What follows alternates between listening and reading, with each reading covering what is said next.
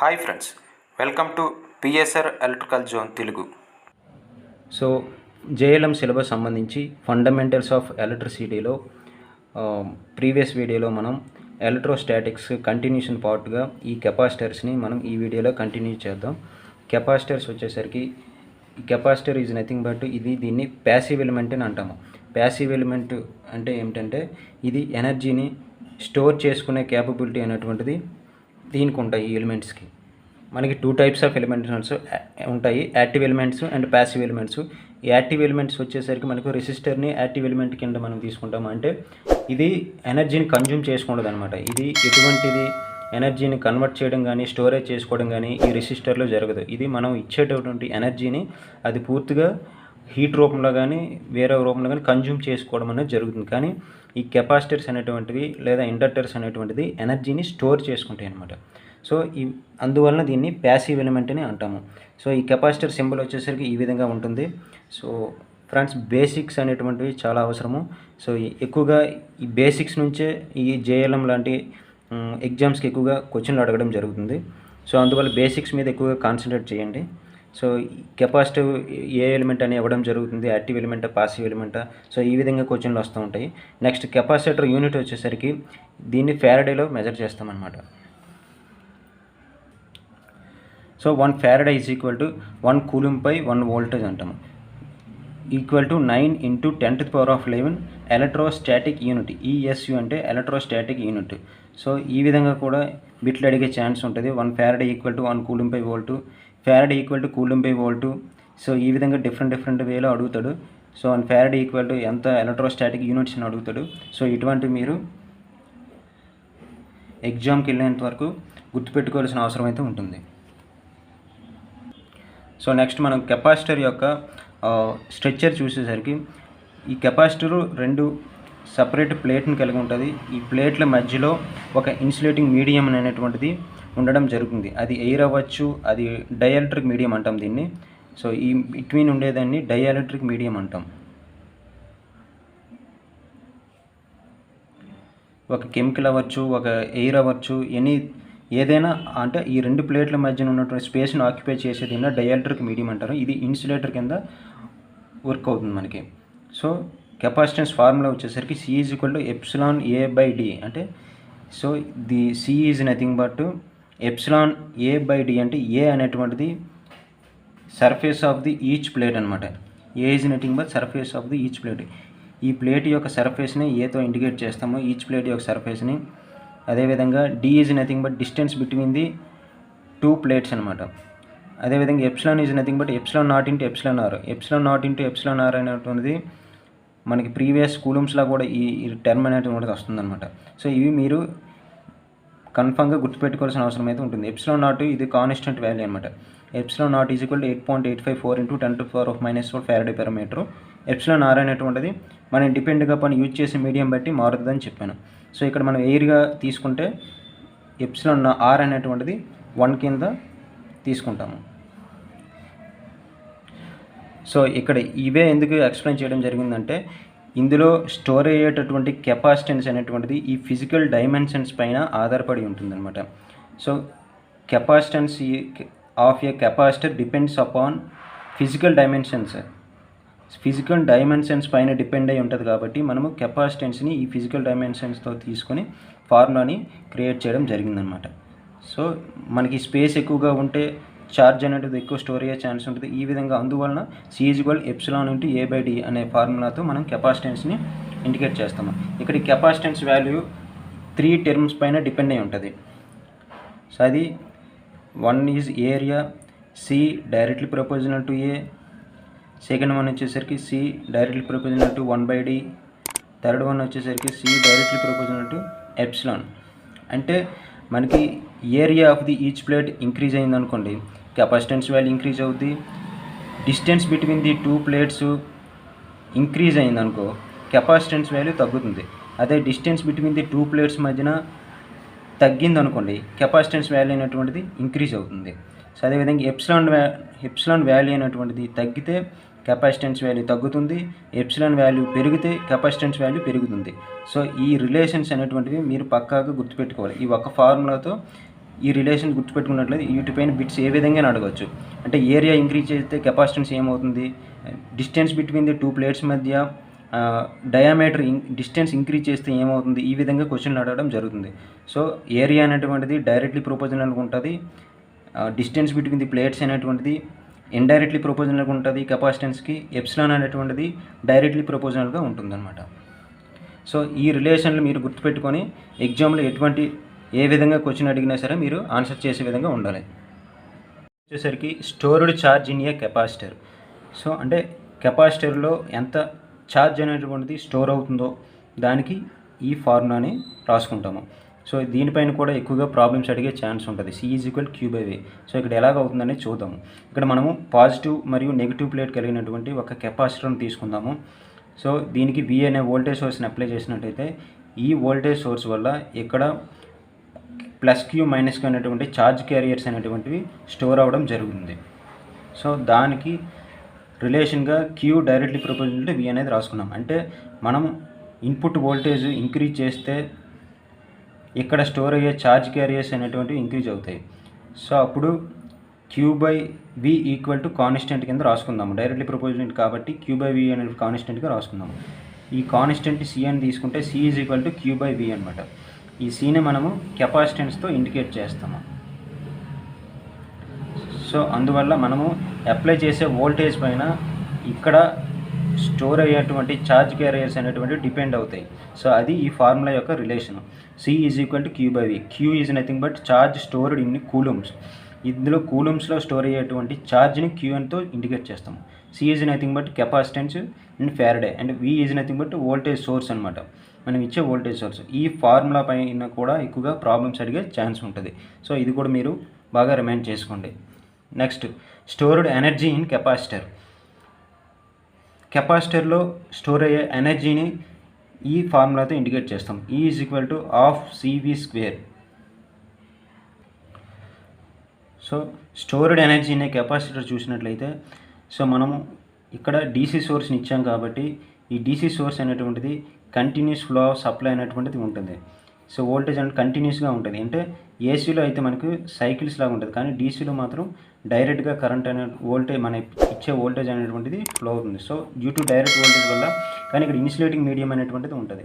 So మనకి current అనేటువంటిది flow అవ్వదు, ఇన్సులేటింగ్ మీడియం ఆఫ్ చేస్తుంది. అందువల్ల ఇక్కడ కొంత ఎనర్జీని స్టోర్ చేస్తుంది.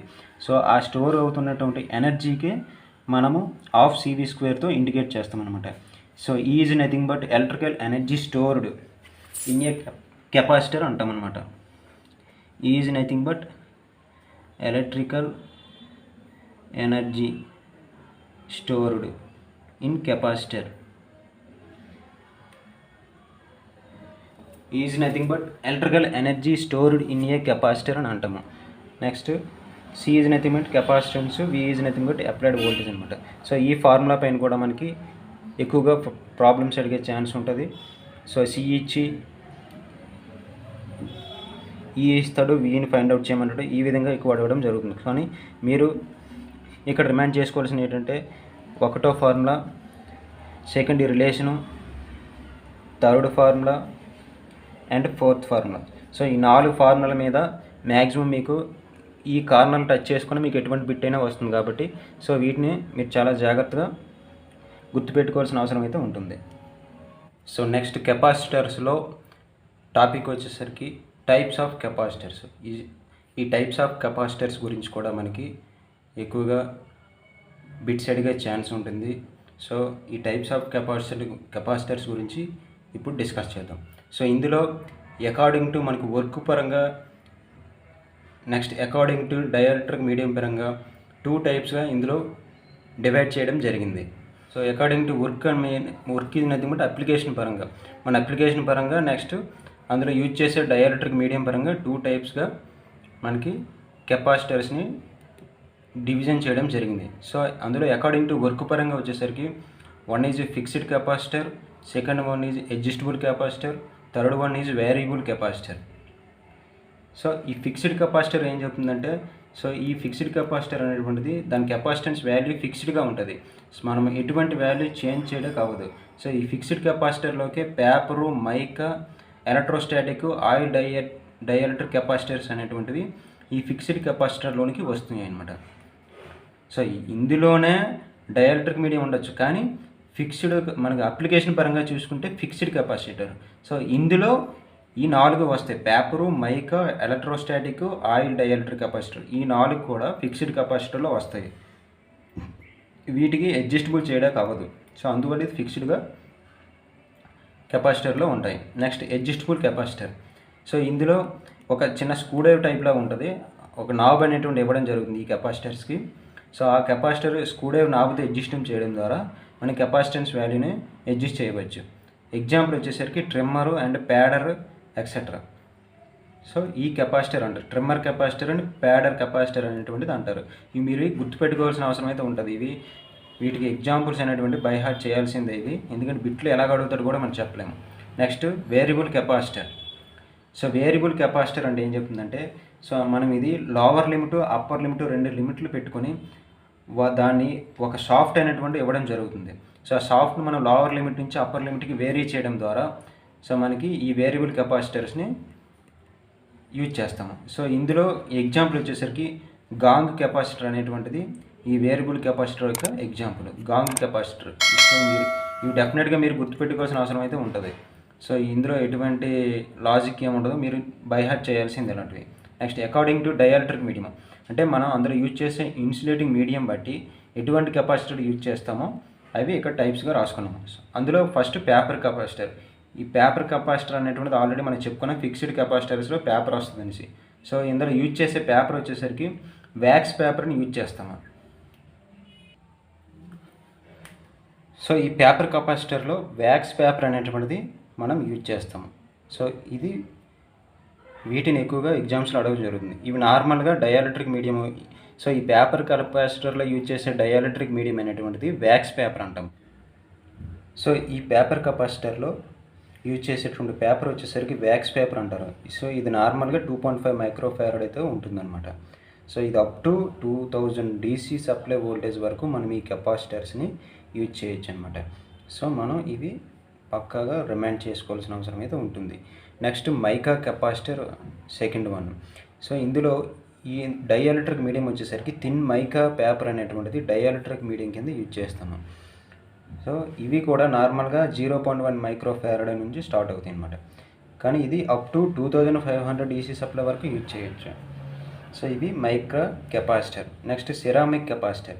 సిరామిక్ కెపాసిటర్కి వచ్చేసరికి ఇందులో డైఎలక్ట్రిక్ మీడియం వచ్చేసరికి సిరామిక్ మెటీరియల్ అనేటువంటిది డైఎలక్ట్రిక్ మీడియం కింద యూజ్ చేస్తాము.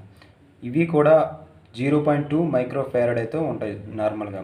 ఇవి అప్ టు 1500 వోల్టేజ్ DC వరకు యూజ్ చేయొచ్చు అనమాట. సో ఇవన్నీ మీరు గుర్తుపెట్టుకోవాల్సిన అవసరం అయితే ఉంటుంది. నెక్స్ట్ ఎలక్ట్రోలైటిక్ కెపాసిటర్ అంటాము. సో ఈ ఎలక్ట్రోలైటిక్ కెపాసిటర్లో అమ్మోనియం బోరేటు, అల్యూమినియం బోరేట్ అనేటువంటిది ఎలక్ట్రోలైట్ కింద యూజ్ చేస్తామన్నమాట. ఇవి బాగా గుర్తుపెట్టుకుంటాం, అమ్మోనియం బోరేటు, అల్యూమినియం బోరేటు. సో ఇవి డైఎలక్ట్రిక్ మీడియం కింద ఎలక్ట్రోలైటిక్ కెపాసిటర్లు యూజ్ చేస్తాము. ఇవి 2000 మైక్రోఫారడ్ వరకు ఉంటాయి. నెక్స్ట్ 450 వోల్టేజ్ DC సప్లై మాత్రమే దీనికి సూటబుల్ అనమాట. Next oil dielectric capacitors. Oil dielectric capacitors వచ్చేసరికి ఇందులో మినరల్ ఆయిల్ అనేటువంటిది డైఎలక్ట్రిక్ మీడియం కింద యూజ్ చేస్తాం అనమాట. సో ఇది 1 మైక్రోఫారడే ఉంటుంది. So up to 25,000 voltage DC కూడా దీనికి అప్లై చేయవచ్చు. సో ఇది టైప్స్ ఆఫ్ కెపాసిటర్స్ని. సో ఈ కెపాసిటర్స్కి సంబంధించి నేను ప్రీవియస్ బిట్లు, వేరియస్ ఎగ్జామ్స్లో అడిగిన ప్రీవియస్ బిట్లు నెక్స్ట్ వీడియోలో మీకు ఎక్స్ప్లెయిన్ చేస్తూ చెప్తాను. ఓన్లీ బిట్స్ మాత్రమే చెప్తాను, బిట్స్కి ఒక వీడియో మాత్రం డెఫినెట్గా చేస్తాను. సో ఈ వీడియోలోనే మనకి ఇంకా ఇక్కడ గుర్తుపెట్టుకోవాల్సినవి ఏంటంటే 1 Faraday equal to 1 coulomb per 1 volt. 1 Faraday equal to 1 coulomb per volt అని చెప్తున్నాం కదా. అదేవిధంగా ఫారడే అంటే చాలా పెద్దది అనమాట. అంటే ఫిజికల్గా ఈ కెపాసిటర్ చాలా పెద్దదిగా ఉంటుంది. అందుకు మనకు కెపాసిటర్లు అనేటువంటివి చాలా చిన్నగా ఉండాలంటే మనకి మైక్రోఫారడేలు మాత్రం యూజ్ చేస్తాం. అందుకే 1 మైక్రోఫారడే. ఎక్కువగా మనకి ఇంట్లో యూజ్ చేసేటటువంటి ఫ్యాన్ కెపాసిటర్ వచ్చేసరికి 2.5 మైక్రోఫారడే. సో ఇది పేపర్ కెపాసిటర్. సో మైక్రోఫారడేలో ఉంటేనే మనకి 2.5 మైక్రో ఫారడ్ ఉంటేనే ఈ చిన్న కెపాసిటర్ ఉంది. అదే 1 ఫారడ్ అంటే ఎంత ఉంటుందో ఊహించుకోండి. 1 మైక్రో ఫారడ్ వాల్యూ ఎంత అంటే 10⁻⁻6 ఫారడే, అంటే 1/6 జీరోస్ అనమాట. సో ఇంత వాల్యూ అనమాట ఇది. సో అదే ఇది 1 micro faraday. Next 1 nano faraday. Nano ఫారడేలో కూడా కెపాసిటర్స్ ఉంటాయి. నానో అంటే 10⁻⁻9 ఫారడే, అంటే 1/9 జీరోస్ వస్తాయి అన్నమాట ఇక్కడ. సో ఇంత వాల్యూ. నెక్స్ట్ 1 పికో ఫారడే అంటాము. సో ఇది 10⁻⁻12 ఫారడే. సో ఇది వచ్చేసరికి 1/12 సున్నాలు అనేటువంటి వస్తుంది. అంత తక్కువ వాల్యూ అనమాట. సో ఇవి కూడా మీరు ఎగ్జామ్స్లో గుర్తుపెట్టుకోవాల్సిన అవసరం అయితే ఉంటుంది. ఈ వాల్యూస్ కూడా 1 మైక్రో ఫారడే వాల్యూ ఎంత, 1 నానో ఫారడే ఎంత, 1 పికో ఫారడే, ఈ విధంగా కూడా అడగడం జరుగుతుంది. సో ఇది ఫ్రెండ్స్ కెపాసిటర్స్ గురించి. డెఫినెట్గా నెక్స్ట్ వీడియోలో మనం కెపాసిటర్స్ పైన బిట్స్ అనేటువంటి చేయడం జరుగుతుంది. ప్రీవియస్ బిట్స్ కానీ వేరే వేరే వేరే బుక్స్ నుంచి తీసుకొని బిట్స్ అనేటువంటివి చేయడం జరుగుతుంది. ఇది ఫ్రెండ్స్ ఈ వీడియో కనుక మీకు నచ్చినట్లయితే లైక్ చేయండి, షేర్ చేయండి. అలాగే ఈ వీడియోలో మీకు ఏమైనా డౌట్స్ ఉంటే కింద కామెంట్ సెక్షన్లో తెలియజేయండి. అలాగే సబ్స్క్రైబ్ చేసుకోవడం మాత్రం మర్చిపోకండి.